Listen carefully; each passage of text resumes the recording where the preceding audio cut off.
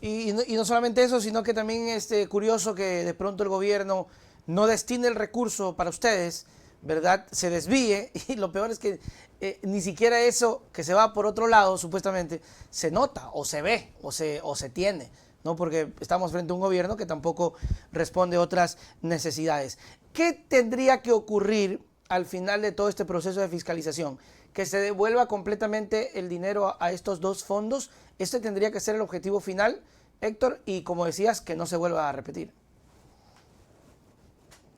Obviamente, Nelson, tenemos que hacer todo lo humanamente posible en el marco de la ley, en el marco de la Constitución, para recuperar todo lo que nos han quitado y segundo, para evitar que siga pasando.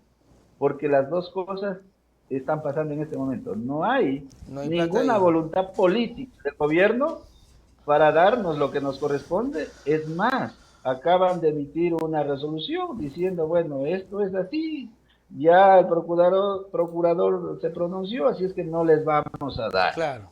Y eso tenemos que luchar para evitar aquello.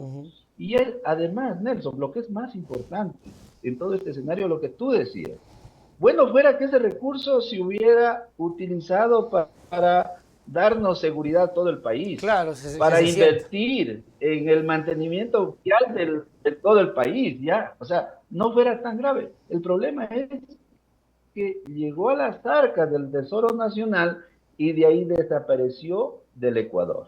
Lo redireccionan a pagar deuda externa, lo Oh, redireccionan a ponerlo en las reservas internacionales e inclusive a través de leguleyadas a engrosar las chequeras de los que lamentablemente hoy por hoy tienen el control del país para sus bolsillos. Y ya lo hemos visto cómo hacen los grandes negocios y no les interesa que el pueblo no tiene ni una pastilla para curar su salud. Y ese es el problema de fondo.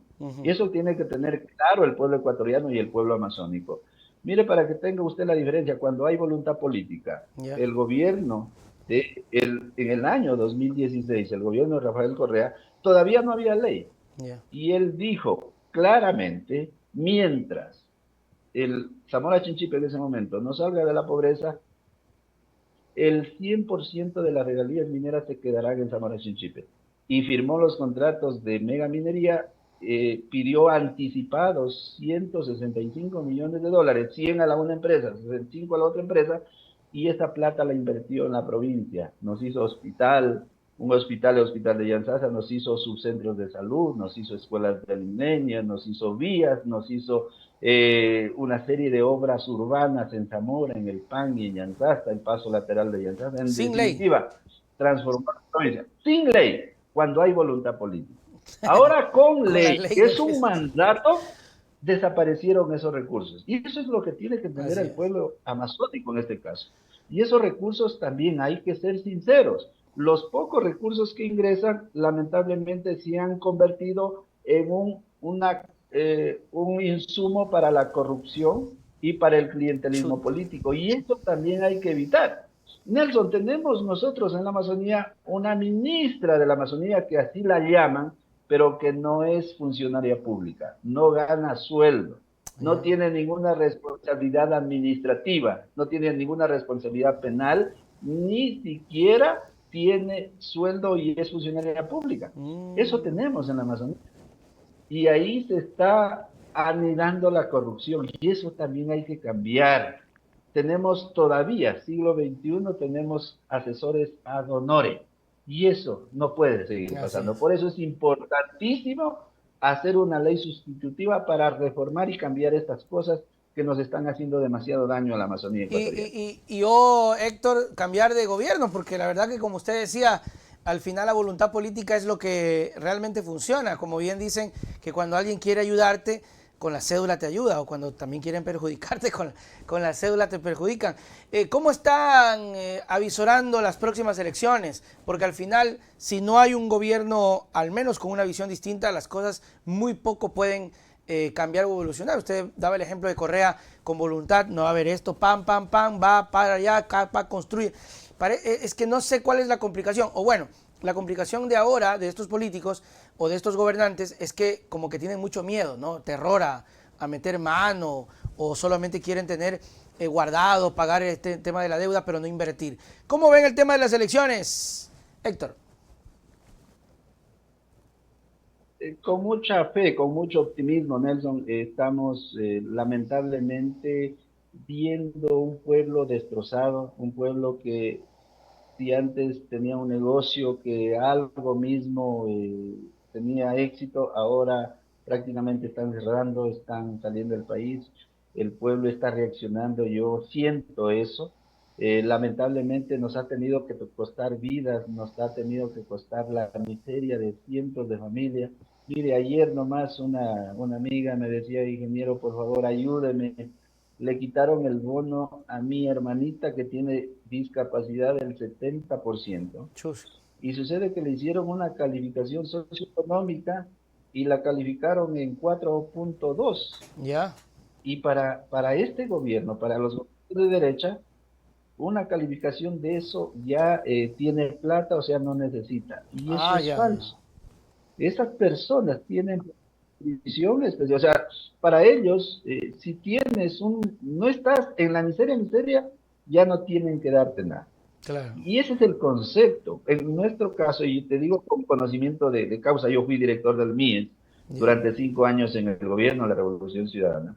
Y para nosotros era un derecho, si una persona con discapacidad tenía una condición especial, porque necesita medicina, necesita atención profesional especializada, y eso cuesta recursos, y por eso a la persona con discapacidad y al adulto mayor que no tenía pensión jubilar, se le daba ese bono como un derecho, no si tiene o no recursos. Esa es la gran diferencia. Ahora sacaron a cientos de miles de personas de la base de pagos de la parte de adultos mayores y de personas por discapacidad por calificación socioeconómica. Y eso realmente es irse en contra de lo que dice la Constitución, que nosotros somos un Estado de derechos. Y eso es fundamental.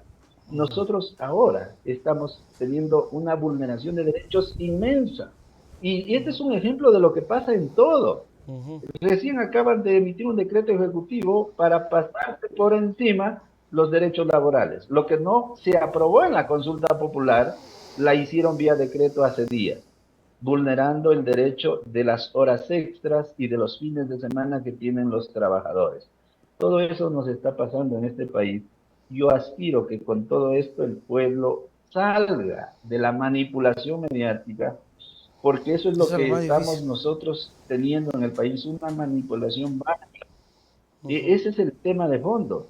La gente debe entender que ahora, mira, Aldeso, tenemos un PIA, un plan de inversión anual de 1.500 millones al año, y que no se invierte ni la mitad y ya estamos terminando el año. Imagínense. En el gobierno de la Revolución Ciudadana, ese PIA en promedio era de 8.000 millones y se ejecutaba el 97, 98, Esa 99%. es la idea. Esa es la gran diferencia. Y esa inversión Claro. iba a salud, iba a educación, iba a vías, iba a hospitales, iba a aeropuertos, eléctricas, etcétera, etcétera. Y por eso teníamos los servicios de calidad y que éramos realmente en aquellos momentos, éramos un país que era ejemplo de lo bueno a nivel regional y nos invitaban por muchos temas.